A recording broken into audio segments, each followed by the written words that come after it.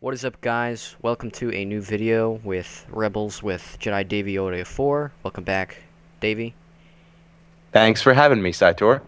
Of course. And, of course, we have new news on Rebels, and this is from Celebration 2, Europe, that is, and Miss Asen. I believe I'm saying that correctly.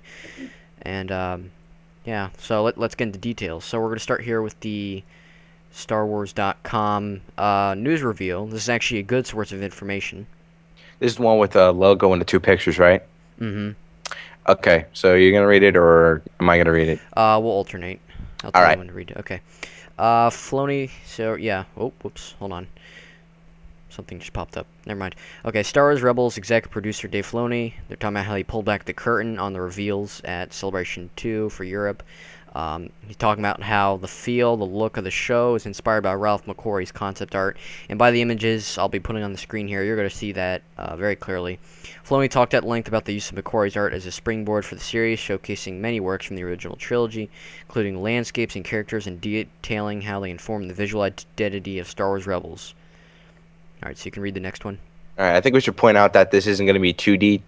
I'm pretty sure it's confirmed to be 3D, but Yeah. they're basically using the models as reference tools, or just they're gonna take the concept art and put them into the show. Mm-hmm.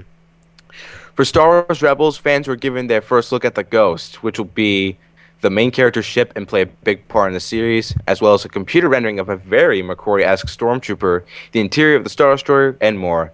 The show's logo, a minimalist yet powerful design, is notable for its orange and black color scheme, which recalls the flight suit colors of the Rebel pilots in the original Star Wars trilogy. Now, if they hadn't pointed out that these were based off the Rebel pilots, I honestly would have assumed this was based off of the Revenge of the Sith and the Season 5 Clone Wars trailer color schemes, because if you didn't notice, they were kind of that same lava-ish color. So I Yeah. thought it was leading me to believe that this was definitely going to take place some short time after Revenge of the Sith. Mm-hmm. Alright, But we got a lot of information in the paragraph, so yeah, we'll continue with the logo.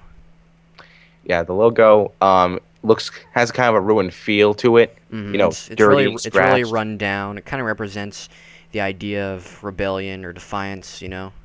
Yeah, especially since it's starting rebellion and not everything's supposed to look perfect, like Mm-hmm. a military, like a regular military. Yeah, so I like the design they went for the logo. It definitely feels different than Clone Wars, where Clone Wars has like a crisp, clean title with different color. So it looks very nice. So overall, I'm really pleased with what they've done with the Rebels logo.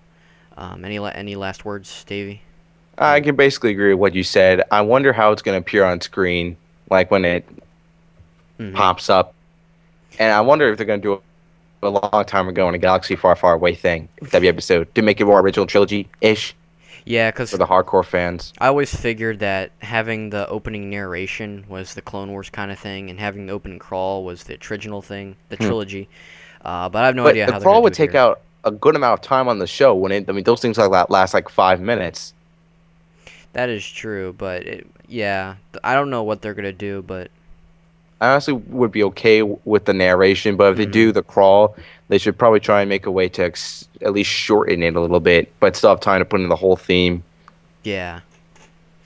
That's Uh, another thing. What if Rebels is going to have a different theme, just like Clone Wars did? We'll see.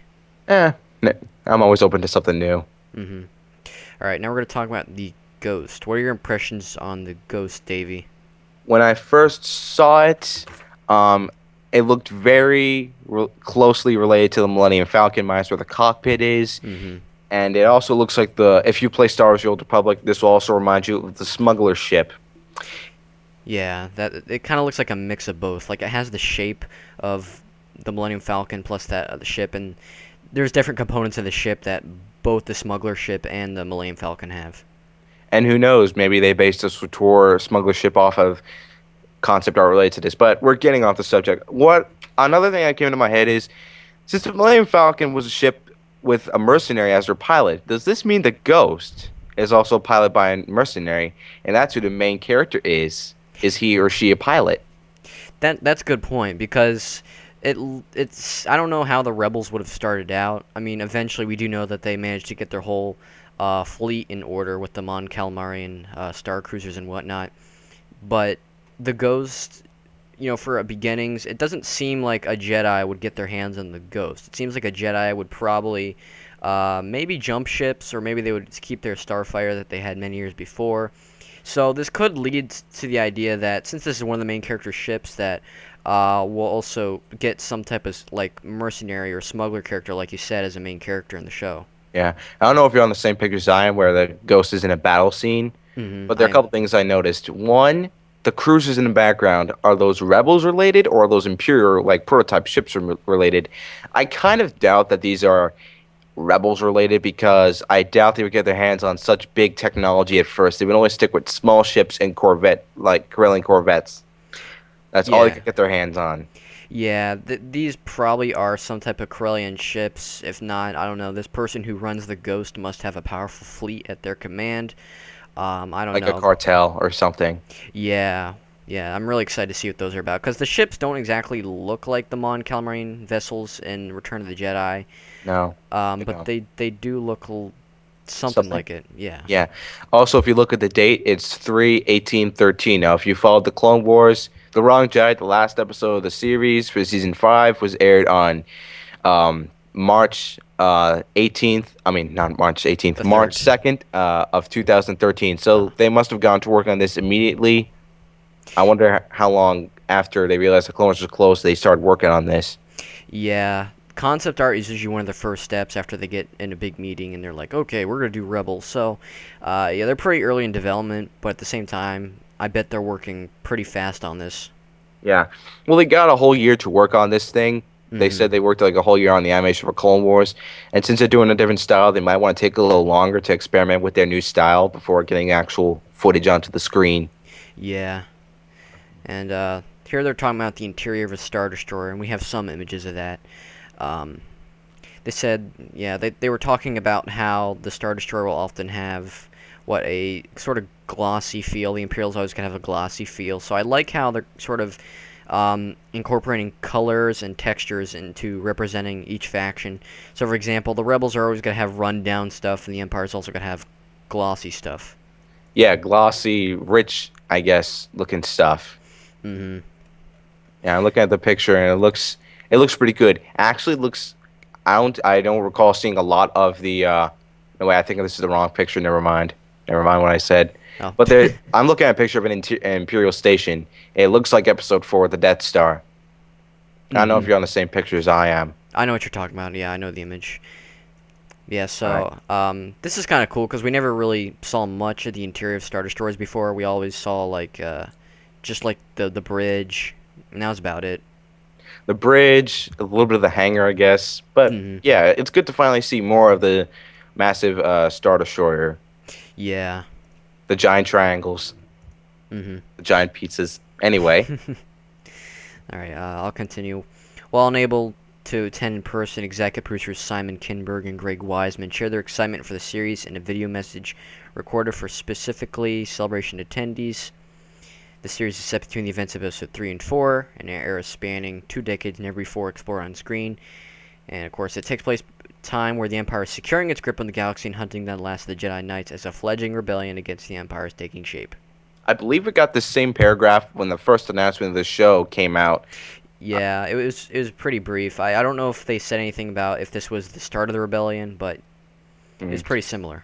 We're pretty much probably going to get the same paragraph at the end of every news thing until we get an actual some kind of footage or actual complete final product image. Yeah. I mean, they're taking the time to let us know what this is going to be about. I mean, obviously, but anyway, continue. All right, now we're gonna switch over to the blog. Wait, you didn't want to mention the whole Disney Channel 1 hour thing?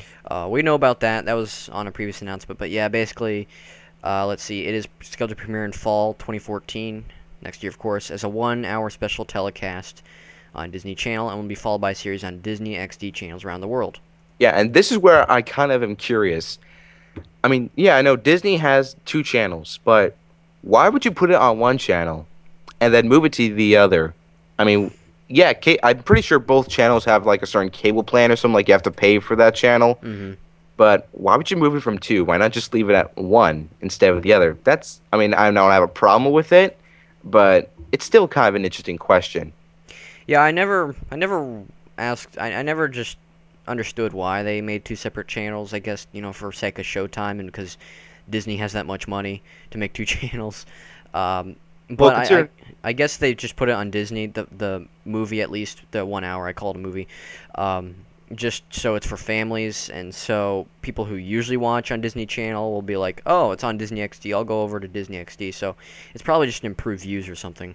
well, from the few times I've actually seen the Disney channels, both XD and the original, Disney Channel, the original one, no XD in it, has more live action stuff, and XD Yeah. seems to be going for more animated. I believe that's where Tron and Spider-Man shows were. Am I correct? They're on XD, and then, Yeah, so most likely this just because it's an animated show. Now, yes, they have a couple animated shows on Disney Channel, but they're more live action ones than animated ones on that channel. So XD is definitely geared more toward animated shows. mm-hmm. And we continue to the other thing. Alright, yeah. We're going to start in 1250. I'm going to skip most of the Clone Wars stuff. Well, we might do that in a separate video about the bonus content. I still feel like we should touch it a little bit here. Just Sure. because for the people who are interested, we don't want to leave them hanging. For those who've been wondering, where are we going to see the bonus content? How's it going to be released? He says they're trying to figure out the best way to bring out the remaining episodes. So they're working on it, basically. They're not ignoring what we want. They're not giving us a false promise. Yeah. At first, I was always thinking that when they said it'd be going bonus content, I always thought they had a plan to where they're going to take it. But as all it seems is that Kathleen Kennedy, head of Lucasfilm, said, "Okay, put Clone Wars on bonus content. Do what you want with it." So clearly, it seems they're having probably arguments about where they should put it.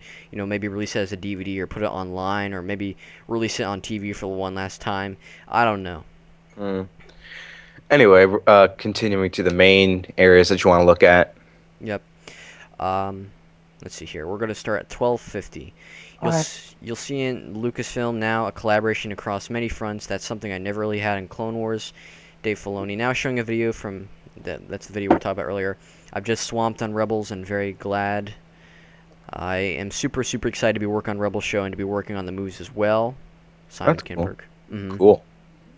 Kimber discusses how his children love Star Wars and he sees that he can't mess this up for them or the fans. And that's what I like when he says. He says he can't mess it up because for his kids and for the fan base, that shows their determination. When they don't put in some fancy way, they just say it straight up. We can't mess it up. The way everyone's saying, they better not mess it up. They said it basically what they're saying. We can't mess it up for them. So they're determined to, make everyone enjoy the series. Yeah, that's always a good sign that they're doing a good job of the series, or at least they're having fun with it. It'd be better than Clone Wars. Be better than Filoni still stuck on Clone Wars and be like, I'm not feeling in the mood for Empire stories. I still want to do Clone Wars stories. But no, it seems like the whole team, they wrapped up for Clone Wars, and some even extras are really passionate about working on Rebels. So I have not a doubt in my mind that they're going to do their best job possible on it. Exactly. All right, you want to read 1255? Okay. So, where did the idea for Rebels come from? Filoni says Lucasfilm's story team got together and talked about what they wanted to see, and they all agreed it was this era. He adds that it will visually be different from the Clone Wars, particularly of a strong influence from Ralph McQuarrie. I looked at his paintings, and there are tons of paintings that he did. There are tons of paintings that he did that have never made it to the screen. Concept art shows on the screen. They looked very Star Wars. Ralph had such a mind for the future. Comments? Yeah, we've heard before, and time again, that this show's going to be influenced by Ralph McQuarrie, but they've put it to the point where it's like, okay, pretty much all of our designs, if we can fit something in from Ralph McQuarrie, it will go in there. So this is kind of awesome. This is kind of expressing the art of Ralph McQuarrie like we haven't seen it before. And yeah, I feel like you just look it up and look at the concept art, just so we know that when we see it on screen, we know what we're looking at. And yeah, the other thing is just that the fact that they're trying to make it as authentic to Ralph McQuarrie's stuff as possible just gives us more hints about the animation, is that it'll probably be realistic, but it's still going to have that animated feel, of course. Yeah, it's not gonna be like Battlefield 4 where it looks so real, but it's not gonna be like Clone Wars where you can definitely tell it's animated. It's probably gonna be a mix of in between. Mm-hmm. I'm sure everyone wants to know more about this era because really the only way it's been touched on lightly, I would say, is by the Force Unleashed and the EU, and that's pretty much it. So this Yeah. is TV. I think is a great way to really explore this area because movies, it's like 2.5 hours. Video games, a certain amount of time. TV shows, that's got a lot of seasons, a lot of showing time to get all the little details they want to put in, just like with the Clone Wars. So I think it's perfect that they decided to do it on TV, and they want to do it with this era, an era that I think is probably one of the most interesting yet unexplored eras in Star Wars history. I completely agree. All right. You want to read 1259? 1259. Hang on, let me scroll down. All right. Yeah. Filoni says they opened the archives and looked at all of McQuarrie's originals to see texture and details. They were often slightly different from what made it to the film, which was perfect. We wanted to create a look for this part of Star Wars that precedes A New Hope by just a little bit. He adds, we have created a set of digital brushes that replicate McQuarrie's style. We are going for something that's much more of an illustrative look. I'm pretty sure they're referring to the concept art and not the animated Yeah. work because they haven't worked on any yet. Well, But still, it's they've cool that always. they can do that with the brushes. Mm-hmm. You were saying? Yeah, that once again goes to show how they're trying to really make it seem like Ralph McQuarrie's stuff, but animated. So, They're really determined for this. 1303. Now talking about the influence of I'm sorry, I don't mean to be racist. Some Miyazaki's? Miyazaki's. Okay, good. Avoided a racist joke. Characters design. They're creative but believably dramatic. The same goes for Star Wars. We got some influence from other artists as well. No animation has really been created yet, but Filoni shows off some Rebels concept art, including Imperial interior. He talked about very specific color schemes, as we noticed earlier.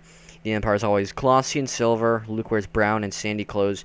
Han is multicolored. Leia wore white because she was in the Imperial Senate. And this is kind of off topic, but Imperial Senate brought up. Will we see the Imperial Senate before I believe it got like destroyed or something in A New Hope? I always thought the Imperial Senate was there the whole time. It's just they ran things differently as the years went on.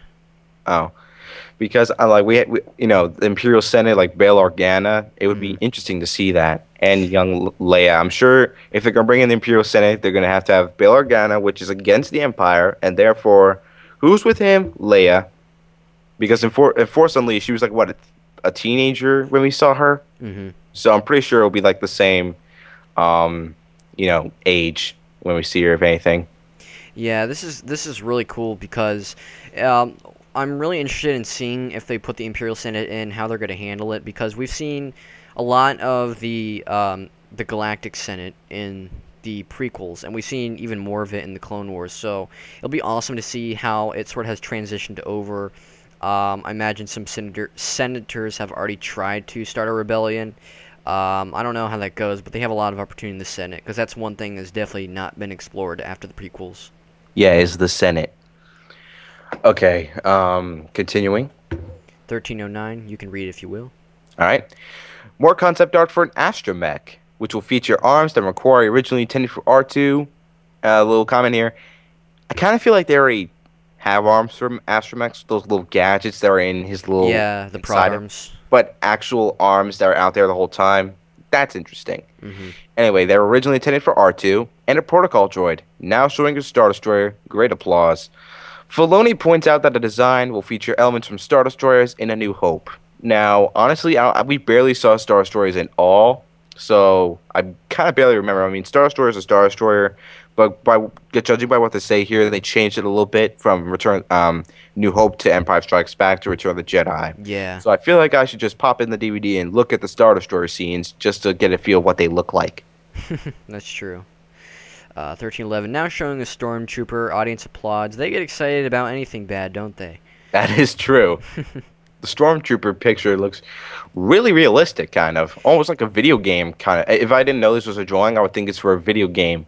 Or if I was easily convinced, I would think it would be for the new Battlefront that's coming out. Yeah, it doesn't look exactly like a stormtrooper in the movie. Like the helmet looks a bit more elongated, but at the same time, it does have that, like I've said this before, that animated feel about it. Yeah. Well, I mean, it is animated, so I can actually barely see any differences as in terms of elongated. But that's your opinion. Mm. Anyway, continuing. Um, are you gonna read it or am I gonna read it? You can read. Okay. 1311. Continuing. Filoni says you can see a lot of texture and line work is meant to represent McQuarrie and the way he paints. He adds that seeing characters he drew in the Clone Wars come to life via fan costumes is one of his favorite things. I'm sure he's referring to Ahsoka and Rex. I think he created those characters. I'm pretty sure he did, right? Well, yeah, he considers the Clone Wars his baby, pretty much. So anything from the Clone Wars, Savage walking around, Cad Bane walking around, anything like that. Yeah. So whatever characters come here that he creates for Rebels is probably going to be just as amusing for him. Mm-hmm. All right. See if you can do it twice. Yeah. Okay, continuing. Now showing the Ghost, a new ship from the show, which will be central. Filoni says that he wanted to feel like a home, the way the Falcon did. This is really cool. They're also working hard studying the original films, hoping it will match the look of the classic Star Wars. So it seems already that the ship is going to be a common location around the show. I think I mentioned this in our last attempt at recording, that in the Clone Wars, we had the Twilight for a while, but then at some point they just stopped showing it, and it focused more on the characters. I think it'd be pretty cool if they had sort of like a main ship that would pop up in every episode, or at least almost every episode of the show, kind of like, the home base. Yeah, to be honest, two things. One, I would agree with the whole home base thing because I had a thought similar to yours. I'm thinking if they're starting a rebellion, they pretty much probably have no home base and they're pretty much probably stranded in the middle of space until they can get enough forces to actually conquer and control a planet, not just leave it there for a day and have the Empire come back and take it over. They want to be able to defend it. So pretty much for a good amount of time until the Rebel Alliance gets strong enough, this ship for the main character is probably going to be seen a lot. Mm-hmm. And as for the Twilight, honestly, I don't think it was shown that much. I think it was shown for a few episodes in the movie until like the middle of season 2, and then it just stopped until season 5. But and they blew that's it it. Yeah. That made me pretty sad. Yeah. 1315. There's been such great support at Lucasfilm for this endeavor. If you told me as a kid growing up in Pittsburgh that I'd be mentored by George Lucas and then Kathleen Kennedy, my head would have exploded, Filoni says. I guess that'll be one use for a time machine if it gets invented. We can just go back and tell him that. Yeah, alright. You can read the rest if you want. Alright. I don't know which ones you want to read, like the trivia ones, those little things. If you want, that's kind of funny. Alright. Justin failed the official Star Wars Rebels logo. We mentioned this at the beginning of the video. And Filoni is now throwing some T-shirts with the logo into the crowd. Now, I bet it's going to be impossible to see anyone with these shirts on unless you're the person who went to the celebration until the show officially airs on television and like merchandise starts showing up everywhere, like toys and T-shirts and all that good stuff. Yeah. eBay, $200 probably.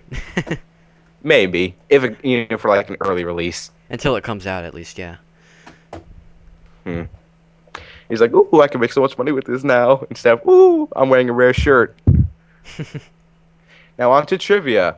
Filoni gets one wrong. What was the opening sentence to Revenge of the Sith crawl? War.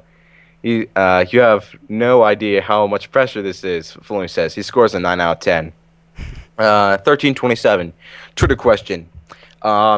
This is a good sign for the duration of the show. The Clone Wars' goal was to reach 100 episodes. What is Rebels' goal? I'm really excited. Rebels is a really important project to me. It's something that I want everyone at Lucasfilm to be proud of. Let's shoot for 100. Why not? So they're determined to, and that means 5 seasons, and hopefully more. So that's a good sign. Yeah, 100 really is a lot when you, in retrospect to sort of the animation industry. Most animated shows get like 12 episode seasons, and they only last 3 to 4 seasons. And Clone Wars got to 100 through 5 seasons. So I don't know. I'm pretty sure Rebels is going to make it this far, if not farther. I don't think the company's going to get handed over. I don't think there's going to be any sort of development decisions where they go. The show ends now. Besides, it's 20 years. Clone Wars had 3 years of time span in Star Wars, so they can do a lot more with Rebels, I bet. Exactly. Let's see. Here's an interesting question. Will Rebels be told out of sequence like the Clone Wars? Explains that some of that came from George Lucas. And for those of you who don't know what we mean, in Season 3 of the Clone Wars, the first half of it was prequels and epilogues to certain stories in the Clone Wars. For example, the Rookies episode in Season 1, they had shown episodes of Domino Squad in training, and then Yeah. they jump forward after Rookies to an epilogue where they're fighting Camino and becoming ARC troopers. Mhm. So that kind of example. Some of those episodes were good, but most of them were kind of unneeded. One, for example, I thought was the Cad Bane episode with, like, what is it called? Evil Plans. I think everyone hates that episode, to be Yeah. completely honest here. Yeah, we're not in a Clone Wars review. That's Yeah, for I another know, day. but we just share an opinion. I know. I brought it up, so. That's true. But like until someone comes out with a book like they want made recently, it's the Clone Wars episode guide showing everything in a chronological order rather than an episode date. Yeah. If they do something like this at a certain point, like they did with Season 3 of the Clone Wars, we're gonna be spending lots of our spare time writing each episode down and trying to figure out where it makes sense via chronological order. Yeah, I think I did that after Season 3 ended, when Season 4 was beginning. I was writing down everything in order. I was like, wait, this episode comes from here. And I did a lot of research, and that was a while ago. If you read the book, you'd be surprised on where certain episodes are, to be honest. 1329. Will Rebel see a younger, skinnier Porkins? Just to show you that the people who are working on the show are not so different from you, it's actually come up, Filoni says. So they're definitely trying to think like the fans, I would say, Yeah. what they want to see. Hashtag Rebels Porkins. Yeah, that's going to be a new Twitter thing. And we started it. Yay! That's a joke, by the way. 1332. Will Rebels continue storylines from the Clone Wars? I'm sure they're referring to certain characters like Ahsoka and Rex and Ventress and all that. Filoni is non-committal, but says, I love all Star Wars characters, especially the ones I created. So I wonder if they're not going to appear, if Ahsoka and everyone's not going to appear in the bonus content. Will they appear in the in Rebels? And I would think that they would. At first, I'd want them to be a main character, but I think this show's not about them. This is about Rebels. I'm sure a lot of The people new can agree with me on this. Yeah. Yeah, we were all kind of left high and dry with the end of Season 5. We were all thinking that Season 6 was going to happen, and then they made the deal in Lucasfilm where they were like, okay, we're going to make a new show and scrap Clone Wars, which is unfortunate. But at the same time, you got to understand that, they had intended endings for all these characters in the Clone Wars. And honestly, I'd rather see that be written down in books and potential movies that might come out, instead of in another series where their ending is probably changed and they have a 17-year longer lifespan. Well, I mean, if we see them as like in the episode as like either a reference, Yeah. or if we see them as like a side character, as like Rex is commanding a certain squadron of troops, and if anything, if Rex could be like an Easter egg in an army of stormtroopers, Yeah. that would pretty much be satisfactory enough, because especially people like me and probably you are going to be the kind of people who are going to, after they watch the episode on the DVR or whatever, slow it down and try and nitpick anything special.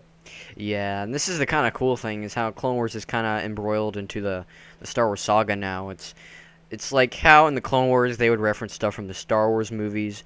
Now in Rebels they're going to reference stuff from the Clone Wars. And, if they do put a Clone Wars character in there, and if it's kind of forced, I really won't mind, because, we all love the Clone Wars characters.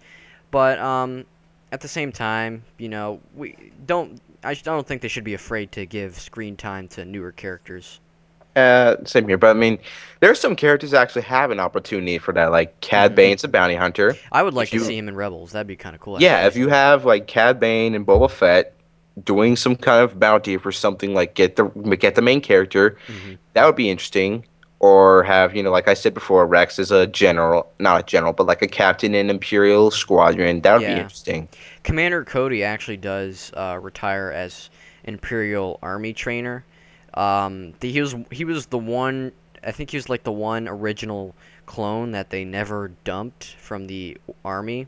So chances are that we're gonna see Cody are pretty high. Yeah, if they make us, or sorry, like they did with the first episode of the Andron arc, like a training episode, Mm-hmm. if they do something like that, then most likely we'd have to see him. I'm Yeah. sure we'll be looking up all the lore and stuff to make sure everything's correct. Mm-hmm. And about the Clone Wars, they've also made references to other movies too. I'm thinking the past during the Yeah. show, and Mm-hmm. the episode guide mentioned those too. So I wonder if they'll do that here as well. Mm-hmm. Mm.